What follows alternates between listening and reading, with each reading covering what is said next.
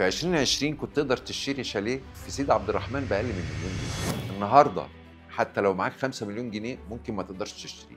الناس اللي اشترت في 2020 مش محظوظة، دي بتفكر بأسلوب مختلف وبتطبق تكنيك OODA لوب، وده مش مجرد مصطلح نظري، ده أسلوب بيساعدك تاخد قراراتك الاستثمارية بشكل أسرع وأذكى. OODA لوب معناها لاحظ، فكر، قرر، نفذ.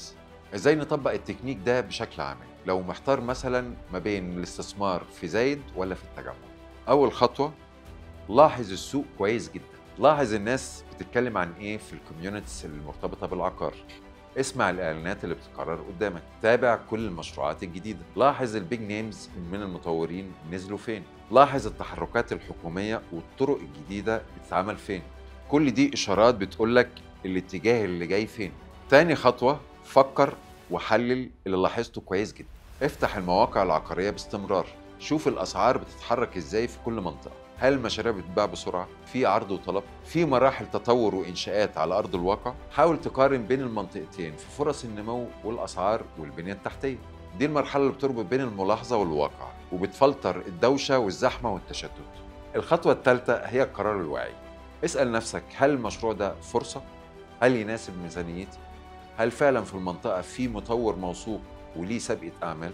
هل انا داخل على استثمار طويل المدى ولا قصير المدى؟ لما تقدر توصل إجابات صح للأسئلة دي تقدر تشتري بعقل مش بعاطفة. الخطوة الرابعة، نفذ وبقوة وبذكاء.